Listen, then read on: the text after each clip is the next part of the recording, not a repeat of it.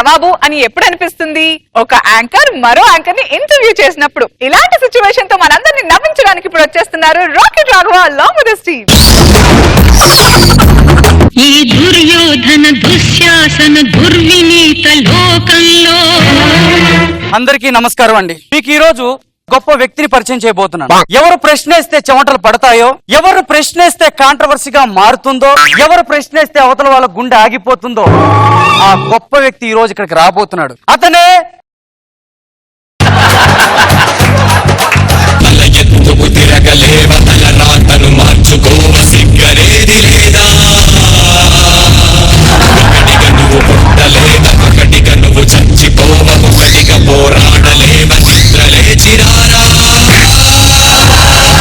ఇదేంటి ఇద్దరు వచ్చారు? ఎవ్వరు ప్రశ్నలు వేస్తే చెమటలు పడతాయని మీరు ఇందాక చెప్పేదు ఆ నేనే. ఈయనెవరు? మీరు ఎవరినైతే ఇక్కడికి పిలిచారో, ఎవరినైతే చెమటలు పట్టేలా కొత్తని చేస్తారని నేను చెప్పేవన్నీ యాజిటీదుగా నువ్వు చెప్తున్నావు. నేను తెప్పేవే యాజిటీదుగా ముక్కు తూటిగా నువ్వు తెప్పుతున్నావు. నేను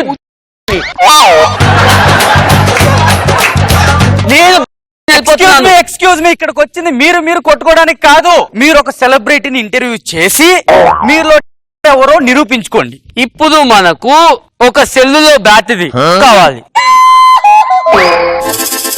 ఆ విధంగా నేను ముక్కు తూతిగా కొత్తని అడుగుతాను. నేనే ఆ సెల్లులో బ్యాటరీని. మిమ్మల్ని నేను కొన్ని ప్రశ్నలు అడుగుతాను, మీరు ముక్కు తూతిగా సమాధానం చెప్పాలి.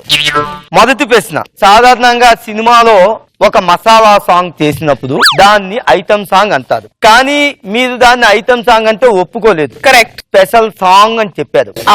నా దృష్టిలో దాన్ని ఉప్పు సాంగ్ అంటాను.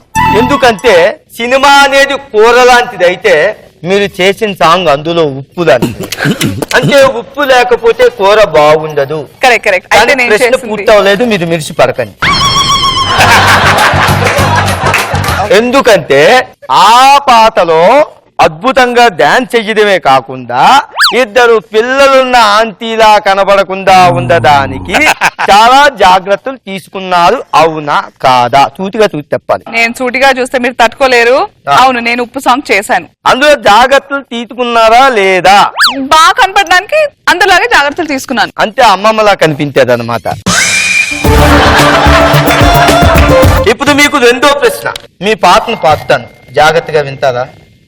సూయా సూయా సూయా సూయా సూయా, నీకు రశ్మి అంటే ఎంతో అసూయా. అలాంటిది లేదండి. మీరు నిజం చెప్పాలి, ఎందుకంటే హుస్సేన్ సాగర్ లో ఉన్న నీళ్లు కాదు మీ కన్నీళ్ళు అని పబ్లిక్ అందరికీ తెలుసు. ఇప్పుడు ఖచ్చితంగా మూడో ప్రశ్న వేస్తున్నాను. రశ్మి మీకు గుర్తొచ్చిన ప్రతిసారి మీరు తల గోదకేసి బాదుకుని ఏడుస్తూ ఉండేవారు, మానేశారా లేదా? మానేశాను. అంటే ఒకప్పుడు ఏడ్చేవారు అనమాట. చెమటలు పడుతున్నాయి చూసారా? అంటే నేనే. ఇప్పుడు చూడు నాకు వచ్చినట్టు ఎలా ఉంటాయో. ఓకే, అసూయ కాదు, అనసూయ. నువ్వు అసూయ అని పిలుస్తున్నావు. అసూయ కాదు, అసూయ. అనసూయ. అదే చెప్తున్నాను, అసూయ. అసూయ కాదు. మీరు చాలా హైట్. అవును. దానికి కారణం మా అమ్మ నాన్నలు. కానీ బయట లక్ష్మిని తొక్కి మీరు ఎదిగారు అంటున్నారు.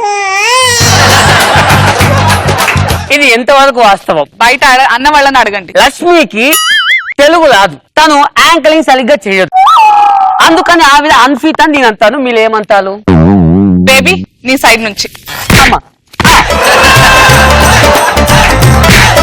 Thank you so much. ఇప్పుడు చెప్పండి, రష్మి అన్ఫిట్ అని నేను అంటాను, మీరేమంటారు? నేను తప్పు అంటాను. చక్కగా యాంకరింగ్ చేస్తోంది, అన్ని తెలుగు రాని ఆమె చక్కగా చేస్తే తెలుగు వచ్చిన మీరెందుకు సరిగ్గా యాంకరింగ్ చేయట్లేదు?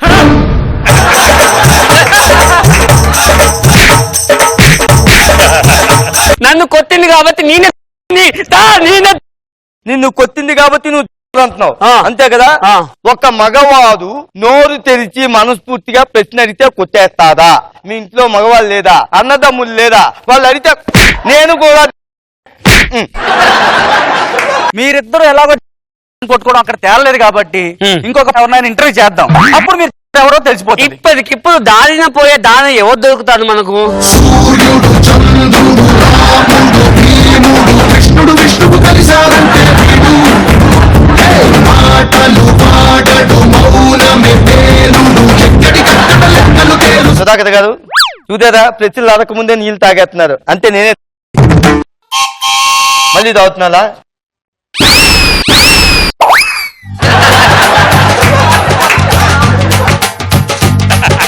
సుధాకర్ గారు మాలో తెలుసుకోవడానికి మిమ్మల్ని ఇంటర్వ్యూ చేయవలసి వస్తుంది. సరే క్వశ్చన్స్ అడుగు. నేను ప్రశ్న అడిగినప్పుడు గుండె వేగంగా కొట్టుకుంటుంది.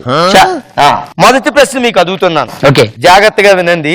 బుల్లెట్ భాస్కర్, బొడ్డోడు నరేష్ వాళ్ళిద్దరూ గనక లేకపోతే మీరు లేరు. వాళ్ళిద్దరు దృష్టిలో మీరు అల్టిపండు. You plain banana. Yes, plain banana. Hello, సమాధానం చెప్పాలి. మీరు అరటి పండా కాదా? అట్టిపండు. నేను చింతపండు అంటాను. అంటే చింతపండు నల్లగా ఉంటుందనే? అంతే కదా? ఓకే, అలా కానండి. నెక్స్ట్. మీ టీమ్ లీడర్ పేరు ఏంటి చెప్పండి. ఇది క్వశ్చన్? మిమ్మల్ని క్వశ్చన్ ఏమని లేదు, జవాబు చెప్పమన్నాను. సునామీ సుధాకర్. అంటే ఆయన పేరు చెప్పాలంటే మీకు జల్తీయా? భాస్కర్ టీమ్ లీడర్ అంటే మీరు ఒప్పుకోదా? రాఘవ్ గారు, నేను వెళ్ళిపోతున్నా ఇక్కడ నుంచి. ఎందుకు వెళ్ళిపోతున్నారు? ఒక్క నిమిషం చెప్పండి. దగ్గరికి రండి. మీ దగ్గరికి ఎవరు రావడానికి సాహసం చేయదు, ఎందుకంటే మీరు ఎప్పుడప్పుడు స్నానం చేస్తూ ఉంటారు. సుధాకర్ గారు కూర్చోండి. మీ ఫస్ట్ క్వశ్చన్, మీరు చీకట్లో కాలు నలుపుకుంటూ వెళ్ళేటప్పుడు చాలా మంది చూసి కాలు దైవం లేకుండా పోతుంది, భూగ్రహం మీదికి ఏలియన్స్ వచ్చాయి అంటున్నారట. ఇది ఎంతవరకు వాస్తవం?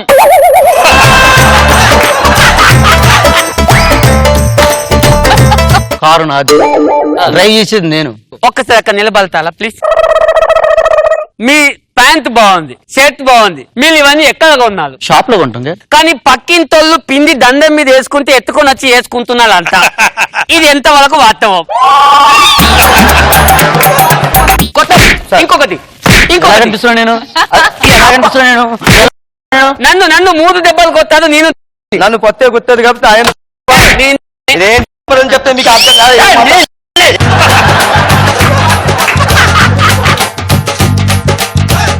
యూసీ మిస్టర్, ఇప్పటిదాకా నేను 120 ఇంటర్వ్యూలు చేశాను కాబట్టి నేను కూడా 120 ఇంటర్వ్యూలు చేశాను. నేను ఓ పని చేయండి, ఇప్పుడు మీరు ఇంటర్వ్యూ చేసుకోండి, అప్పుడు మీలో ఎవరు తెలిసిపోద్ది. మేము ఇంటర్వ్యూ చేసుకోవాలంటే పత్తు మేము ఏం మాట్లాడు మాకు అర్థం కావాలి కదా. అందుకే ఒక భాషా శాస్త్రజ్ఞుణ్ణి ఈ రోజు ప్రవేశపెట్టబోతున్నాం. ఆయన పేరే పిఠాపురం.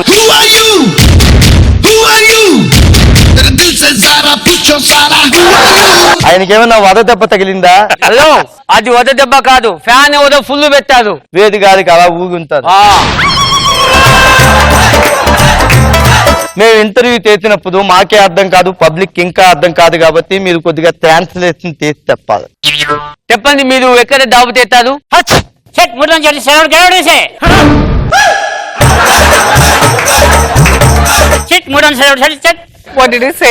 మూడౌట్ చేశారు. ఇప్పుడు ఆయన అంతదా ఏంటి కొంపతీతి? నేను చెప్తున్నాను కదా, ఆయన దాని నుంచి ఏం మాట్లాడతావు? నేను తోతానంటే నేను చెప్తా అర్థం కదా నీకు?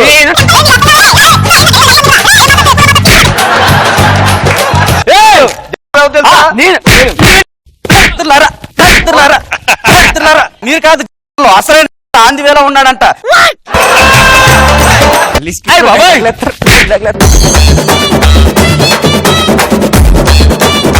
రోజా గారు హువార్దే బాగుంది. నాగబాబు గారు బాగా చేశారు మిత్రం, గుడ్. ఏంటి అది? శనివారం ఉపవాసం కదండి. ఉపవాసం అంటే 2 ఫ్రూట్స్ తింటారే. ఇలా రాఘవేంద్రరావు గారు ఒక సాంగ్ కూడా ఫ్రూట్స్ అన్ని నువ్వే తింటున్నావు తెలుసా? ఏమండి, చెట్లకి డబ్బులు కాస్తాయి అంటారు కదా, అవి మన పెరట్లో 2 పెంచుకోవచ్చు కదండి. అది సామెతే. నీలాంటిదే గోడకు చెవులు ఉన్నాయని హెడ్ ఫోన్స్ పెట్టి పాటలు అనిపించిందంట దానికి. హలో, అవునా? ఏమైందండి? మా అన్నయ్య గారి ఇంట్లో దొంగలు పడి మొత్తం దోచుకెళ్లారంట. అదేంటి, మీ అన్నయ్య రన్నింగ్ లో ఛాంపియన్ అన్నారు కదా? వాళ్ళ పట్టుకోవడం మానేసి వాళ్ళకంటే ముందు పరిగెత్తాడంట.